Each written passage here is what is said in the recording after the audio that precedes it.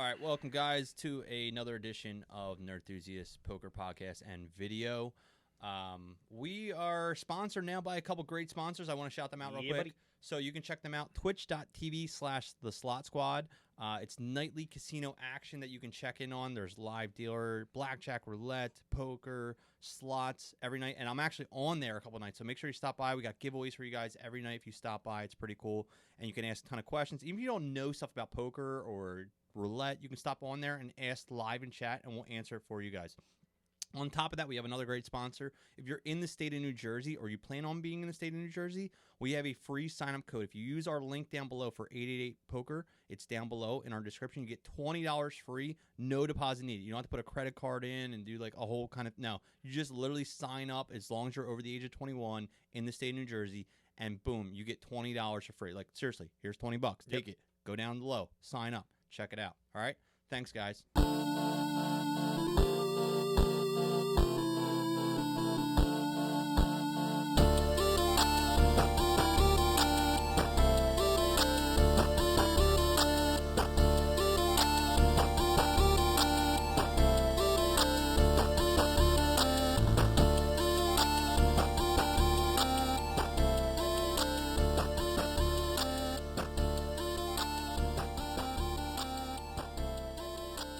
Hey guys, what's going on? Brian, not the man Keen, Anthony, Ida Hoagie, Sakali. What up? Back again. Just kind of continuing with our poker discussion on some things happening in the poker world. This last week, or By the time you hear it's probably last month. Yeah. Yeah. But bombshell hit the poker world when Dan Bilzerian was named as an ambassador for GG Poker. If you're not familiar with who Dan Bilzerian is, you're living under a rock. Apparently, yes. This guy is like the face of social media. He's been around and in the limelight. I can't even remember. I mean, He's basically the modern Hugh Hefner. is yeah, what- 100%. I mean, that's the best way to describe him. So He's a womanizer, I guess you could say. Most of his Instagram posts, social media posts, have him surrounded by pretty much smoke shows.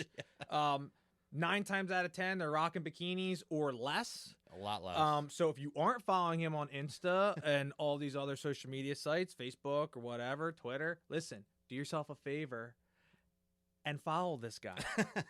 No, I know that's going to come with some blowback, especially from the female community. We're just cracking jokes. In no way are we misogynists ourselves. We don't really agree with some of the things that have happened since he was named ambassador. But going into who he is, if you don't know,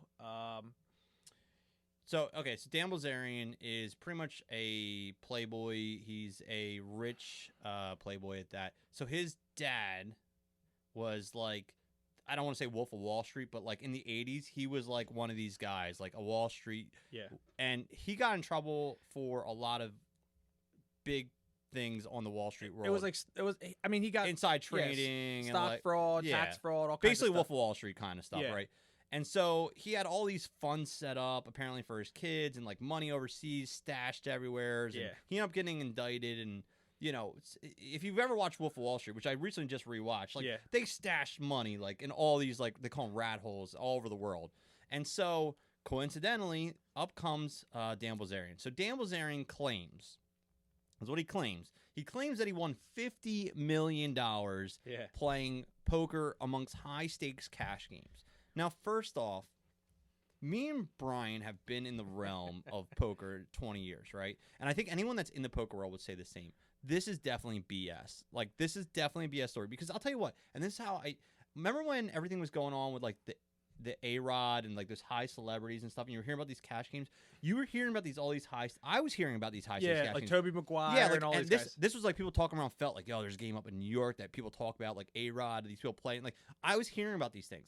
I had never heard about this dude ever playing poker ever. Like he was never a mention. And for a dude to win $50 million in the poker world, like you would hear about it. Yeah. But just coincidentally, his dad, who was super rich, who had money stashed all around the world. Yeah. Here's the realistic situation. I'm Dan Bilzerian. My dad over here contacts this rich, wealthy businessman named Brian. Brian and me decided to play heads up poker. Yeah. I end up taking $50 million off of you, Brian, Yeah. in these cash games, and now I have $50 million, which I'll claim as real money in the government, won in high stakes cash games. Well, that's the thing. Once his dad set up the trusts for him and his brother, that money can't be touched because it's now protected and it's put into that's the other his money. name. Yeah. And no one really knows how much money was put into these trust funds And where they're at, or like the overseas account. Like, there's just so much shade. I mean, regardless of how he got the money, He's the got dude's money. loaded. Yeah. Okay. He's got his own business, the marijuana growing business or whatever. It's called like Ignite or something like Yeah. that. And like I said, every few weeks something's coming out with this guy. Every few years there's something coming out. So I don't know if you can recall the first time you saw him. I do. First time I recall him was actually on Tosh. Remember the TV show? Was it Tosh? Tosh.0? Tosh.0. Yeah. He was actually at the World Series. Yeah, all right. Yes. That's okay. Is that what you remember? Yeah. This is the first time I ever saw a dude because it was in the poker realm. Who was it that year? That was Jay Faber. Faber. Yeah. So long story short, Dan Bilzerian had action on Jay Faber. He bought him into the main event, had like a huge percentage of him. So at the main event, they're playing like heads up.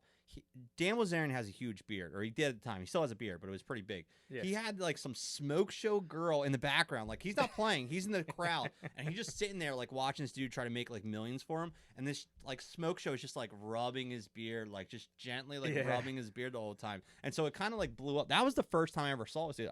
And then obviously after that, it just exploded. Yeah, but that's the first time I ever saw him or heard about him.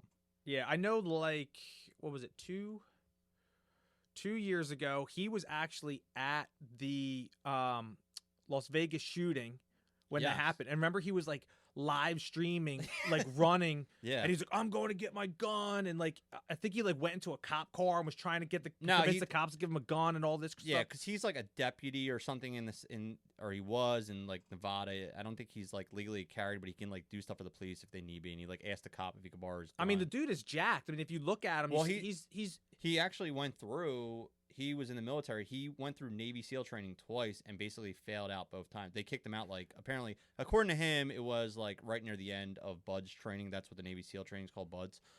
They kicked him out like the last week. He had to go back through again. He went through, and then they kicked him out again. He claims it was because his like higher officials didn't like him. I don't know what the true story is because you're not getting the actual official military report. You're just hearing what he's saying. But he did go through BUDS like Navy SEAL training. Like, so the dude's legit. Like, he's definitely a dude that you would not want to encounter in the street by yourself. Like, so he's got money.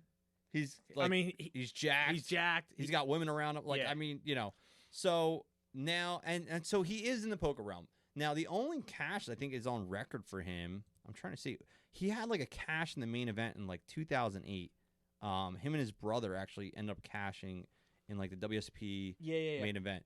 But there's not a lot of tournaments on record. There's not a lot of things on record. He just mysteriously won this $50 million. That's what it was. I Hendemanned them before, we fired up the podcast today, and that's the only cash that they have on record. It was like, I want to say the 2013 WSOP, he cashed for like 100 in 180th place for. Yeah, it was like 38,000. Yeah, something like that. Yeah, so he has like but he's known ever. So okay, let's flash forward. So GG Poker is like an international poker online site. They're hosting the WSOP main event. They're hosting like circuit events now. Like, they're the brand name. Like, they have taken over for a lot of things. Like, you have Party Poker now. You have like 888, and you have Poker Stars, and now you have GG Poker. Like, they're like the top realm of names, right? So GG Poker signed Dan Bilzerian to a deal as they're like one of their main ambassadors. Now, they also have Daniel Negreanu on there as well. First day they launch it, right? Women are pissed. They are throwing it out there. How are you going to sign this womanizer? All this crazy stuff. What's ironic with that whole thing, and if you don't follow Negreanu on Twitter, look, there's no secret. I'm not a huge fan of Negreanu, right? He's very opinionated. He thinks he knows everything. He passes off his opinion as fact, and he expects everyone to agree with him. The first thing that comes out, I didn't even see that he was named an ambassador until I saw Negreanu tweet out that he was, hey, congratulations, everybody, guess what? Blah, blah, blah, blah, blah, blah, blah. And I'm like, wait a minute. This dude is such a sellout to what he believes in because he's the first one to make a comment about all the political stuff out there. Yeah. And not to get off task. He's the first one to have an opinion about it. And he's just doing what he has to do because he's affiliated with the company. He's a corporate. Oh my God, dude! That's why. Listen, that's why Doug Polk trashes him all the time because he's a corporate guy. You know, like that's him. Like that's his. You know, he's a sellout. Let's call it what it is. That's what I mean. Look, you know, you want to pass judgment about everything else. You want to just jump on this dude's bandwagon when look, he has the reputation that he has. The dude. You know, he's not the face of poker if you're looking at it from that perspective. I mean, the dude doesn't shy of the fact that he does drugs. Yeah. I mean, he's always, partying, he's always around women. They're 9 times out of 10 naked, multiple. But so that's why. But listen, that's why the company hired him. Yeah, he's got millions of followers. All dudes that are and that's the thing. Dude, he's got 20 million followers on Instagram. 20 million. Yeah, it's crazy. And so this is what happens. Vanessa Kade, who is like an online streamer, poker player, she puts out a thing. She says when the tweet came out, she goes, sponsoring a sleazy, sexist tool with toxic followers as poker's biggest ambassador lends validity to the idea that he's an accurate representation of our sport. Not unlike supporting a president with similar traits because he would benefit from our bottom line, not worth the price. GG Poker is a corporation. First off, you have to remember that's all they care about is the bottom line. They don't care about people, and people forget this about corporations. They only care about the bottom line, and so I think Vanessa is upset. But here's like maybe the backdoor situation of that. Vanessa Kade plays and has, I think, some kind of deal. She was affiliated with GG Poker. Yeah, she was part of the GG Poker Twitch Legion. I don't know if she still is, but she did have something, and this was back in 2018, so it was just pretty relevant. So is she pissed that like she got like a little salty, like someone overstepped her as well? I mean, listen, she can be mad, but she maybe seems a little salty about the situation too. And so then here comes the bombshell. Bilzerian puts out a tweet, which is exactly like people were shocked by it. People were like, oh my God. I was like, who didn't see that coming, right? Seriously. So he puts out a tweet and he calls he says, I'm gonna quote it. He says, quiet hoe, and he spells hoe HOE. Nobody knows who you are. That's what he responds directly to Vanessa Kade, and then it blows up. Like everyone's tweeting this and talking about it, and everyone's pissed off, and it's like, first off, you called the dude out. Yeah. And he's like an alpha male. Like definition alpha male. That's the response you're going to get. Like now here's the thing. Vanessa Kade, she took it like pretty lightheartedly. She actually changed her image on her Twitter page to an actual like hoe, like a farming hoe. Yeah. So listen, for everyone out there who's been in, the National Spelling Bee contest, hoe isn't spelled HOE. And I shit you not. Oh, excuse me. I thought it was spelled HOE.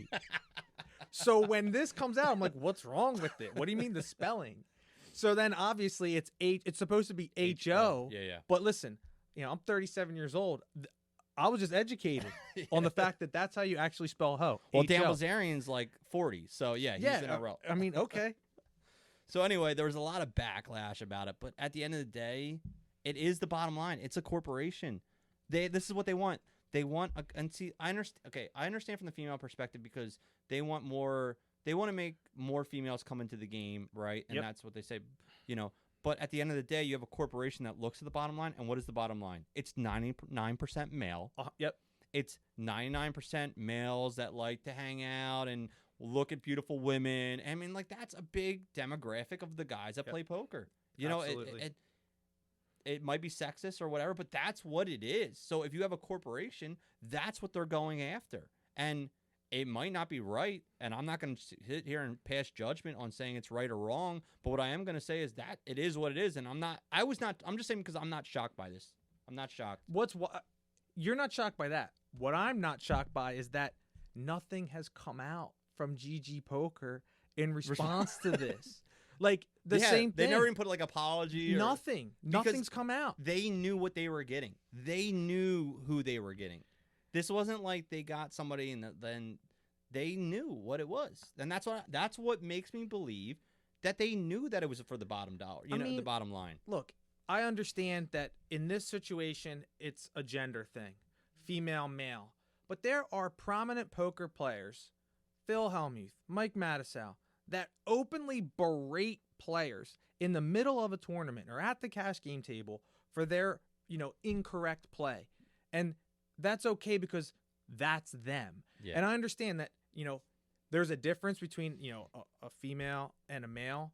But look, this is who these people are, and they're the face of poker. If they want to pick Dan Bilzerian to be their face of poker, how is he any different than a Phil Hellmuth or a Mike Mattisau? You know what I mean? Like that's what they're going to get to market their company. People are either going to go with them or people are going to go against them.